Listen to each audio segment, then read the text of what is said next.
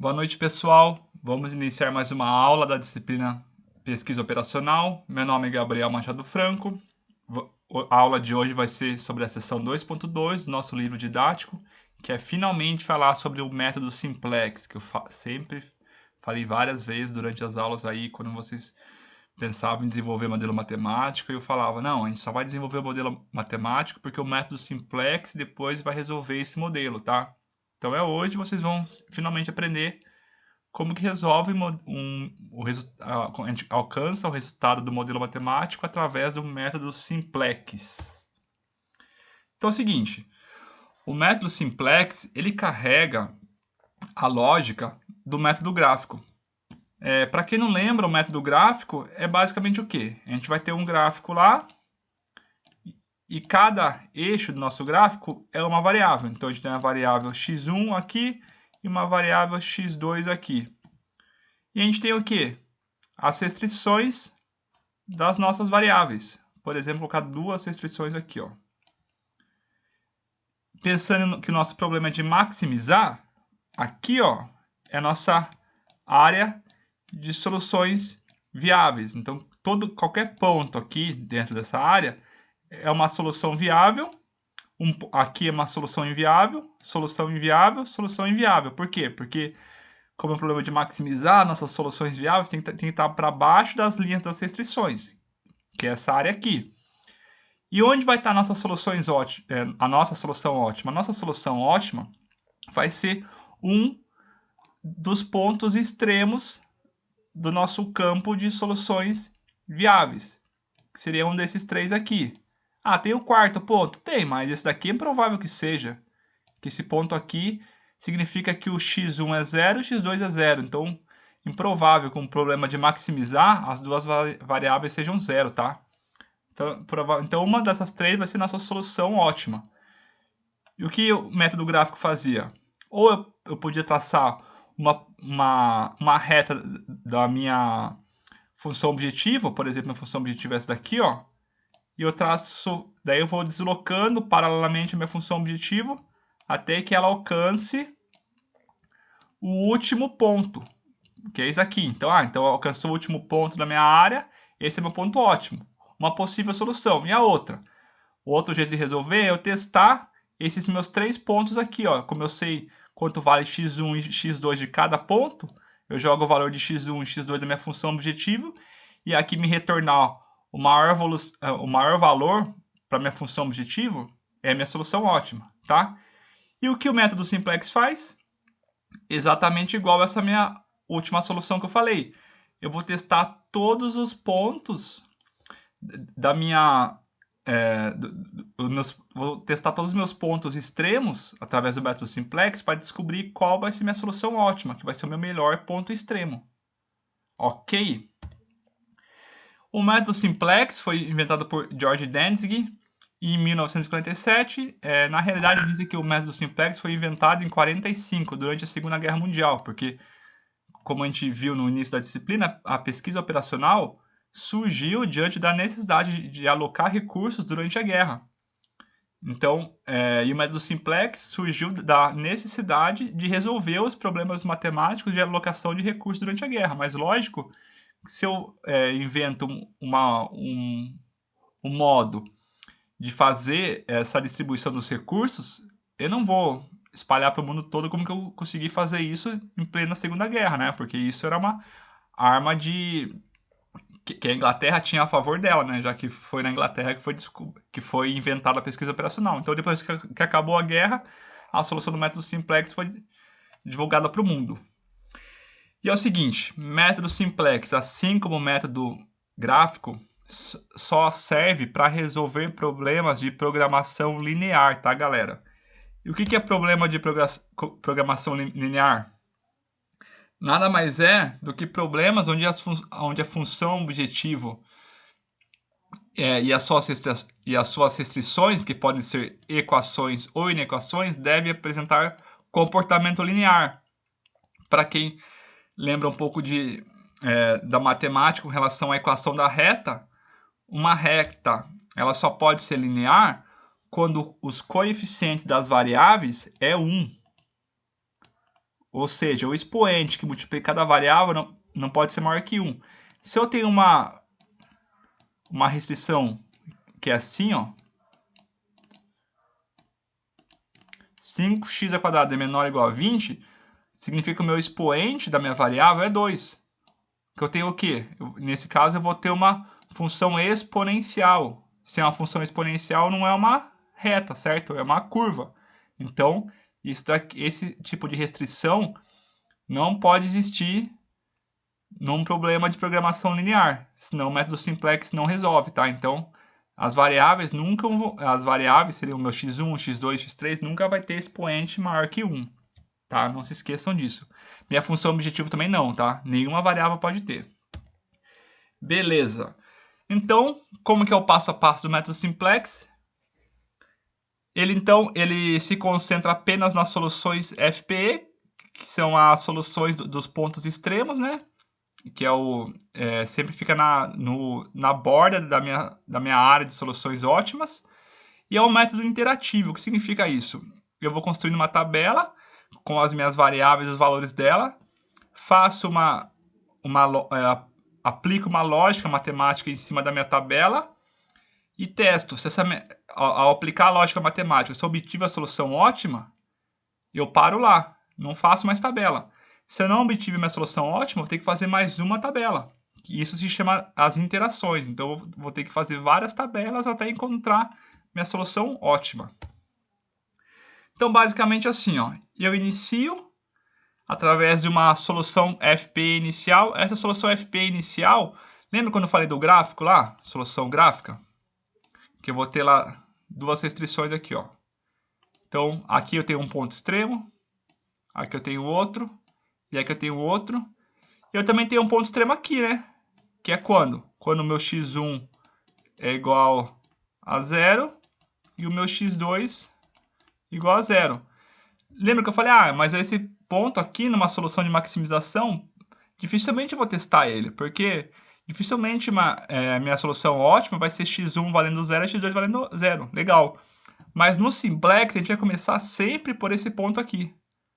Então, a partir desse ponto, a gente vai caminhar dele para um outro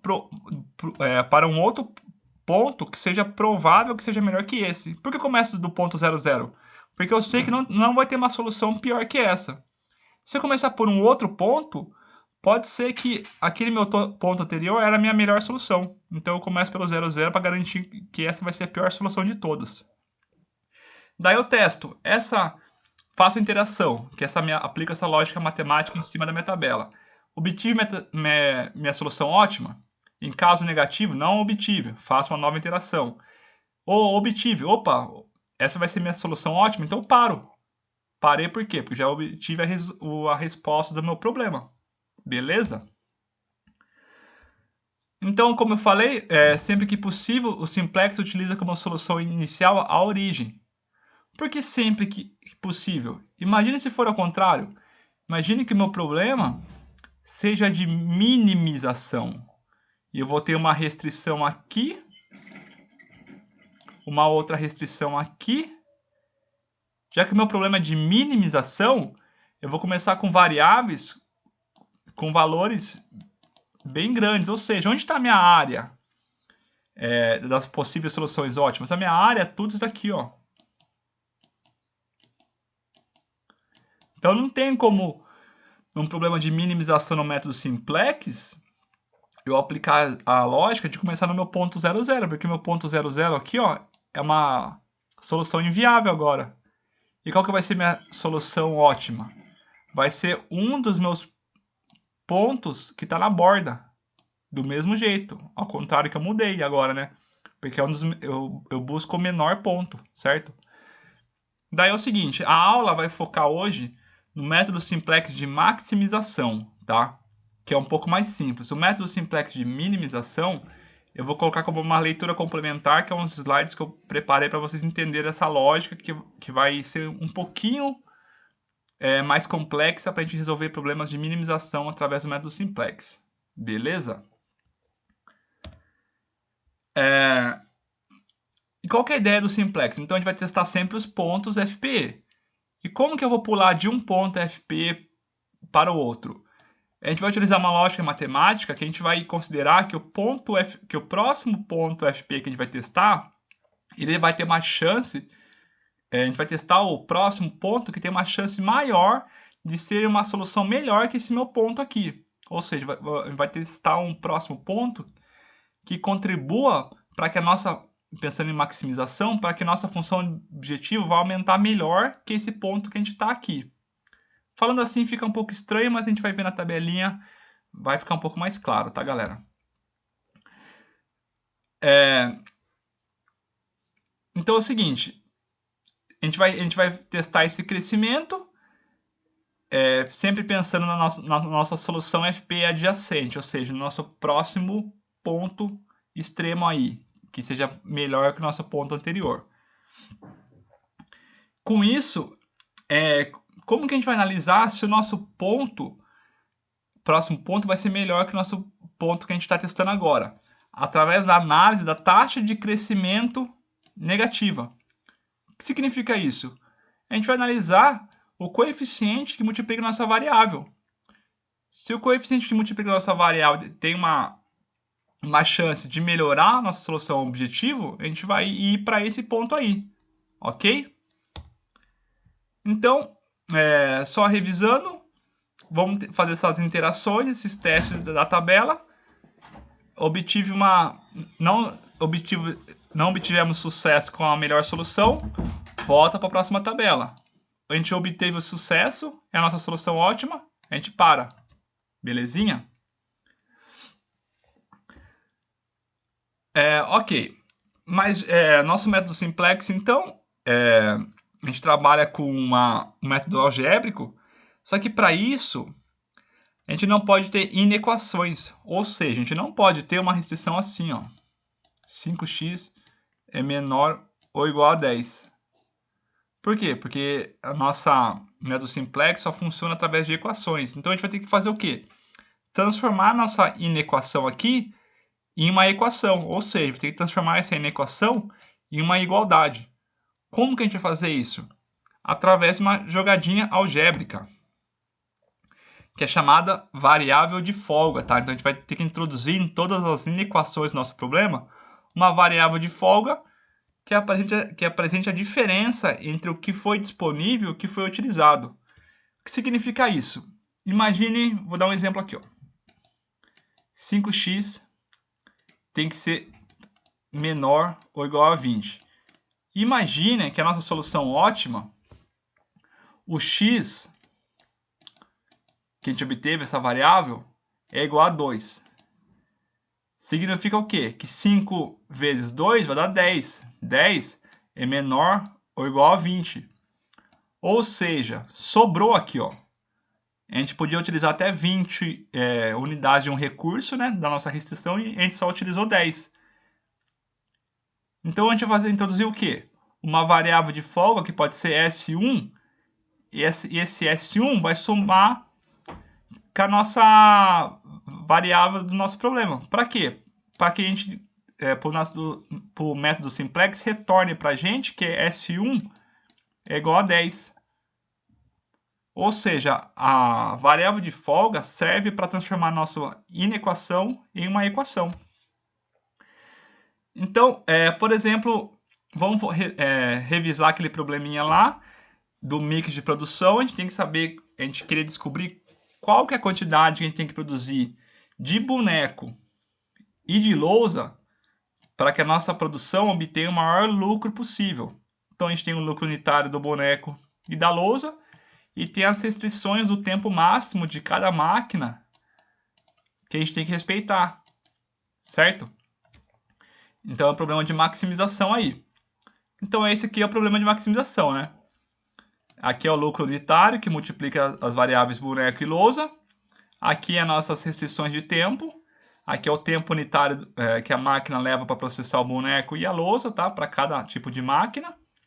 E tenho 3 inequações aí, que é menor ou igual, que não pode ultrapassar 12 horas, 12 horas e 8 horas. E aqui é só as variáveis de não negatividade, as restrições de não negatividade. Como que a gente transforma isso daqui numa equação, essas minhas 3 restrições de inequação em equação. Primeiro, a função objetivo não vai mudar nada, tá? A função objetivo, como ela já é uma igualdade, vai continuar assim. E as restrições que são as inequações? Eu adiciono 3 variáveis de folga aqui.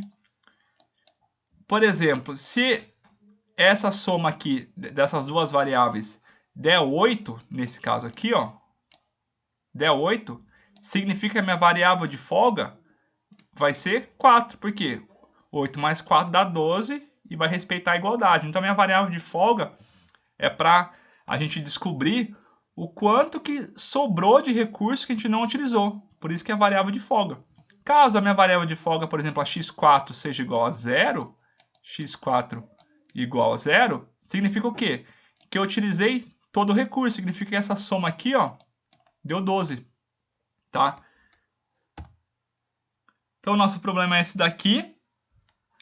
E a gente não vai resolver ele agora, tá? Esse problema aqui vai ficar para vocês resolverem no final da aula.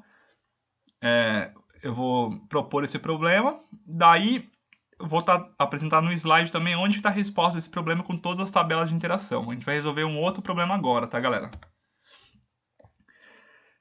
Agora, só avançando um pouquinho mais na nossa lógica do método simplex. Quando a gente adiciona as variáveis de folga, acaba que a nossa solução básica vai ser uma solução em ponto extremo aumentada pelas variáveis de folga. Ou seja, vai ser uma solução no ponto extremo mais a variável de folga. Com essa lógica, a gente acaba tendo uma solução básica que carrega as variáveis de folga. E essa solução básica viável é uma solução viável em ponto extremo, tá? E a nossa solução básica acaba sendo composta por variáveis básicas e não básicas. As variáveis não básicas sempre são configuradas em 0. Ou seja, no início, quem vai ser nossas variáveis não básicas? Vai ser x1, que é igual a 0, e x2, igual a 0. Por que isso? Lembra que eu falei que é igual ao método gráfico? Num problema de maximização, eu tenho duas restrições aqui. Aqui é meu campo de solução ótima. E eu tenho meus pontos extremos. E por qual ponto extremo que meu método simplex vai começar? Por esse ponto aqui, ó. E esse ponto aqui significa o quê? Que o meu x1 é igual a 0 e meu x2 é igual a 0. Então eu começo com as minhas variáveis não básicas sendo x1 e x2, que vão ser igualadas a 0. E as variáveis que vão ser as básicas são os valores encontrados pela solução do sistema de equações lineares.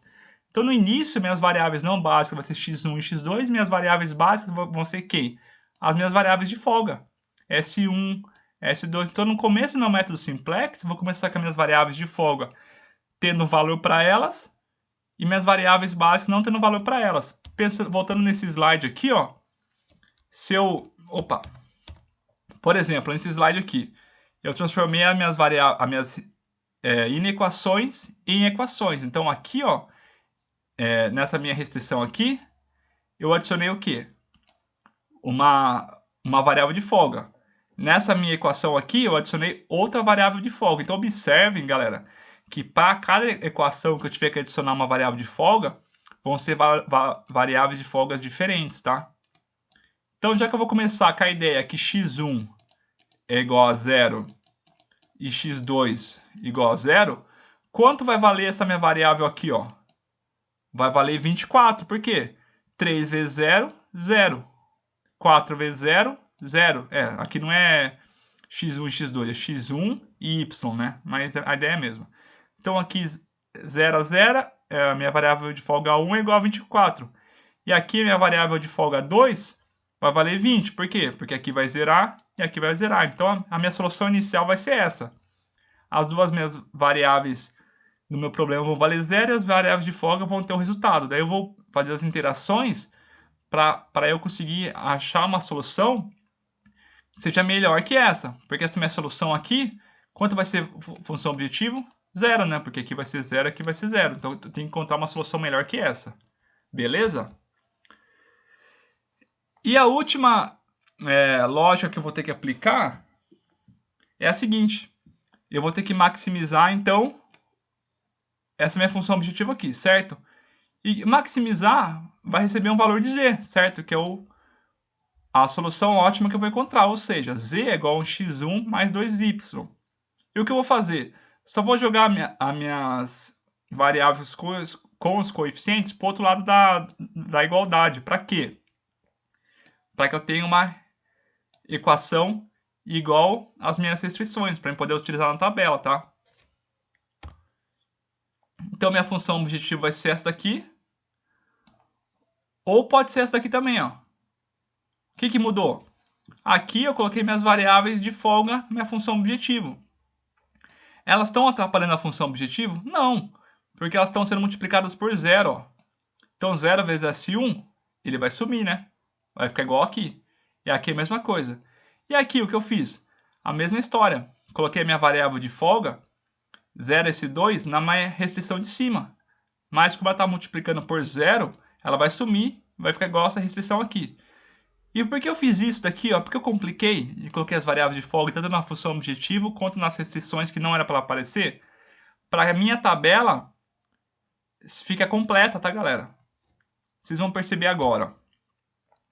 Então aqui está minha função objetivo com as variáveis de folga multiplicada pelo coeficiente zero, só para eu completar a tabela. E eu vou colocar elas aqui, ó. Aqui está as variáveis que não recebem o valor de zero. Na verdade, só essas duas aqui são as variáveis que não recebem valor de zero, tá? Aqui é minha função objetivo. Beleza? Então, minha função objetiva agora, por enquanto, z é igual a quanto? Z é igual a zero. Por que z é igual a zero? Porque eu comecei contando que meu x é igual a zero e meu y é igual a zero, certo? Eu peguei o primeiro ponto, aquele ponto 0, 0. Então, x é igual a zero e y é igual a zero. Já que x é igual a zero e y é igual a zero, é só jogar na função aqui. Quanto que vai ser z? Vai ser zero. E minha variável de folga 1? Se x é igual a zero e y é igual a zero, minha variável de folga 1 é igual a 24. Tá aqui, ó. Minha variável de folga 2, a mesma história, né? Já que corta aqui, é igual a 20. Beleza? E o que eu coloquei aqui? Os coeficientes das minhas variáveis, olha. Menos 1. Então, essa aqui é minha função objetivo, beleza? Menos 1 vezes x. Menos 2. Aqui minha coeficiente da minha variável de folga 1. 0. 0. 0. E aqui embaixo, ó, minhas restrições. 3 é o coeficiente que multiplica o x. 4 é o coeficiente que multiplica o y. 1 é o coeficiente que multiplica o S1. E 0 é o coeficiente que multiplica o S2. Agora deu para entender, porque eu dei uma complicada e adicionei os valores 0 para os coeficientes que multiplicam as variáveis, para a minha tabela ficar homogênea, tá? É a mesma lógica que eu aplico aqui embaixo. E o que eu faço agora? Primeiro passo do meu método simplex, determino minha coluna pivô. O que é coluna pivô? É o menor número negativo localizado na minha linha Z. O maior número em valor absoluto. O que é isso? Se eu transformar todos os valores em positivos, qual vai ser o maior? Menor número negativo, na minha coluna Z, sempre eu vejo essa coluna aqui, ó. É quem? O menos 2. Então essa daqui, ó, vai ser minha coluna pivô. Porque aqui é menos 1, e aqui é 0, e aqui é 0. Beleza? Então minha coluna pivô tá aí. Qual o segundo passo? Dividir a minha coluna pivô pelo meu lado direito. Observe que aqui é os valores do lado direito. A igualdade vai estar bem aqui, certo? Aqui é o valor zero da função objetiva e aqui as restrições que eu tenho que obedecer, 24 e 20. Então eu divido menos 2... e nunca faço... eu escrevi e quase ia fazer. Eu nunca faço essa operação na minha linha Z. Então essa linha Z eu nunca faço a operação, porque minha função objetiva vai ser sempre essa, não vou mudar ela. O que eu tenho que mudar? Os valores das minhas variáveis de folga. Eu tenho que sair com as variáveis de folga aqui e entrar o x e o y aqui, certo? Então eu divido aqui, ó, 4 por 24 e 2 por 20. Desculpa, divido 24 por 4 e 20 por 2. 24 dividido por 4 é 6, 20 dividido por 2, 10. Beleza? Terceiro passo, determino minha linha pivô. qual que é a minha linha pivô? Qual vai ser a minha linha pivô? S1 ou S2? A minha linha pivô é que tem o menor valor positivo nessa minha divisão aqui, ó. Então, na divisão que eu fiz, quem tem o menor valor positivo? O 6. Então, a minha linha pivô vai ser essa daqui, ó. Ok? E agora eu determino o meu número pivô, que é o quê? O cruzamento, a intersecção entre a linha pivô e a coluna pivô. Então, o meu número pivô tá aqui, ó, é o meu 4. E depois, o que eu faço? Daí eu vou ter que criar uma nova tabela, ou seja, vou ter que fazer uma nova interação para me sair com as minhas variáveis aqui e trocar por outras variáveis, que é o x e o y. Então eu faço uma nova tabela. E como que eu vou criar essa nova tabela? A nova linha pivô, que seria essa daqui, por que essa é a nova linha pivô? Porque eu vou sair com essa linha aqui, ó. Então essa linha aqui, o S1, vai sair. E eu vou entrar com o meu Y aqui, ó. Observe, agora meu Y vai receber um valor aqui, ó. Então já tem um valor, meu Y vai deixar de ser 0, vai ter um valor. E o meu S2 vai continuar aqui. Beleza? E como que eu faço essa conta? Como que eu crio essa nova linha pivô? A minha nova linha pivô é o resultado da divisão da minha linha pivô pelo número pivô. Ou seja, a minha linha pivô era essa daqui, certo? Então eu divido 3 por 4. 3 dividido por 4 dá 3 quartos. 4 dividido por 4. 4 dividido por 4 dá 1. 1 dividido por 4. 1 dividido por 4 dá 1 quarto. 0 dividido por 4 dá 0. 24 dividido por 4 dá 6. Então agora eu tenho uma nova linha pivô. E agora eu vou ter que calcular a minha linha Z, que é a minha nova função objetiva aqui, ó, tá? Como que eu faço isso? É o coeficiente da minha coluna pivô vezes a nova linha pivô, troco o sinal, ou seja, multiplico por menos e faço essa subtração pela minha linha antiga. Ficou um pouco complexo? Um pouquinho só, tá, galera? Então, vamos fazer essa conta aí. Nesse caso, o coeficiente da minha coluna pivô, para minha linha Z, é o menos 2. Então, o coeficiente pivô é menos 2. Eu multiplico ele pela minha nova linha pivô, que está aqui, ó. Então, menos 2 vezes 3 quartos dá menos 3 sobre 2. Menos 3 sobre 2 seria menos 1,5, certo? Só que daí não está multiplicando por menos, com menos não vai dar mais. Então, eu vou somar esse valor à minha linha antiga.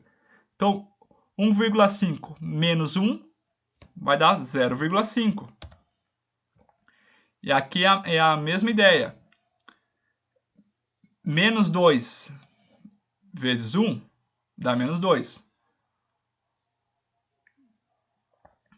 Daí menos 2, daí vai dar menos 2. Vou trocar o sinal, vai dar 2, certo? Então, 2. Então, menos 2 com mais 2, 0. Aqui, menos 2 vezes 1 quarto vai dar menos meio. Como tem um menos aqui, eu troco o sinal, vai dar meio. Então, mais meio mais o 0, só meio, certo? E faço isso para as outras duas linhas aqui, outros dois valores. Então, eu tenho minha nova linha pivô. Agora que eu faço meu teste de otimilalidade. Nossa, ficou horrível essa minha pronúncia. Como que é esse teste? Se todos os coeficientes for maior ou igual a 0, eu tenho a minha solução ótima. Nesse caso, olha que legal, já tenho minha solução ótima. Se não, eu preencho o restante da minha tabela e volto ao passo 1. Ou seja, vou ter minha tabela preenchidinha e eu vou voltar ao passo 1. Como eu já tenho minha solução ótima, só vou terminar de preencher minha tabela aqui, mas já tenho minha resposta. Então, como que eu preencho o resto da tabela? Mesmo esquema. Agora, meu coeficiente pivô vai ser o 2, né? Porque é aqui que falta preencher, certo? Então, o coeficiente é 2. Eu faço o quê? 2 multiplico o 2 por 0.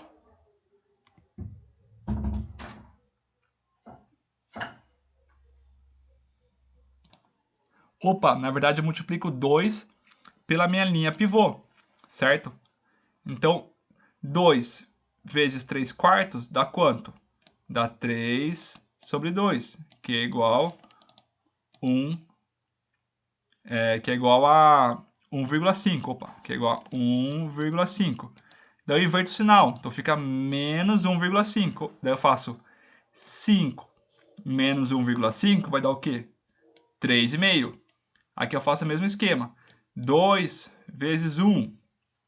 2 vezes 1 dá 2. Inverto o sinal, dá menos 2. Daí 2 menos 2, 0. E aqui, 2 vezes 1 quarto. 2 vezes 1 quarto dá 1 sobre 2. 1 sobre 2 é meio. Inverto o sinal, vai dar menos meio. Então, menos 0 mais menos meio dá menos meio. E aplica a mesma lógica. E eu tenho minha tabelinha preenchida. Como já é minha solução ótima já está aqui, porque todos os meus coeficientes deu maior ou igual a 0, já tem minha solução ótima. Se não tivesse, eu começava de novo. Fazia qual que é a minha coluna pivô, qual que é a minha linha pivô, qual que é o meu coeficiente pivô, faço a divisão e continuo, tá? Vocês vão observar que no problema proposto, que eu dei a resposta para vocês, disponibilizei no AVA, vocês não vão encontrar a solução ótima de primeira, vão ter que fazer a tabela mais uma vez, beleza? Como aqui eu já dei minha solução ótima, eu parei. Daí vocês estão pensando, beleza, mas qual que é a solução ótima? Lembra que as variáveis que vão receber um valor, elas estão aqui, ó. Quanto que meu y vale? Y igual a 6, ó.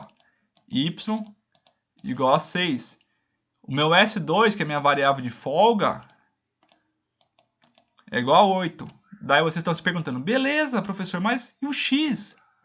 Quanto vai meu coeficiente x? O coeficiente x está aqui? Não está aqui. Então significa o quê? Que meu x é igual a 0. Então, e o meu z? Meu z é igual a 12, ó, tá o valor dele aqui. Então minha função ótima, minha maximização, obteve o melhor resultado com valor igual a 12. Meu x não apareceu, é 0.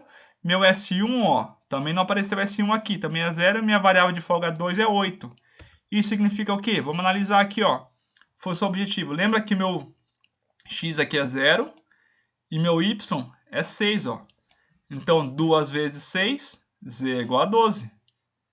Vamos analisar as restrições. X aqui é 0, y é 6. Então, 4 vezes 6 já dá 24, certo? Então, aqui vai dar 24. Então, já que aqui já vai dar 24, aqui é 0, como está escrito aqui. Aqui, ó, x é 0, y é 6. Então, 2 vezes 6 é igual a 12. Então, 12 e meu máximo não era 20? Quanto sobrou aqui que eu não utilizei? Sobrou 8. Ou seja, minha variável folga 2 é 8. Beleza? Então aqui está essa análise que eu fiz. Certinho, galera? Então tem 2 exercícios de fixação para vocês treinarem, tá? Esse é o primeiro exercício. A resposta está nos slides do AVA. Vai ter um passo a passo que eu fiz bem legal, com todas as tabelas bem explicadinho, tá? Para vocês fazerem. E essa interação aqui, ó, vocês vão fazer ela a primeira vez, completar os 7 passos. Não vão obter a solução ótima e vão ter que fazer de novo, tá? Já estou adiantando para vocês. E o segundo exercício é o que a gente começou a fazer, né? Da boneca de plástico e da lousa, que a gente fez o método gráfico na aula passada. Agora resolve pelo método simplex. E onde está a resposta dele? Está no livro da disciplina. Também está bem legal, tem várias tabelas explicando cada interação. Só abrir o livro da disciplina e resolver, tá? Estou à disposição de vocês para resolver qualquer dúvida. E é isso aí, pessoal. Muito obrigado por tudo. Valeu!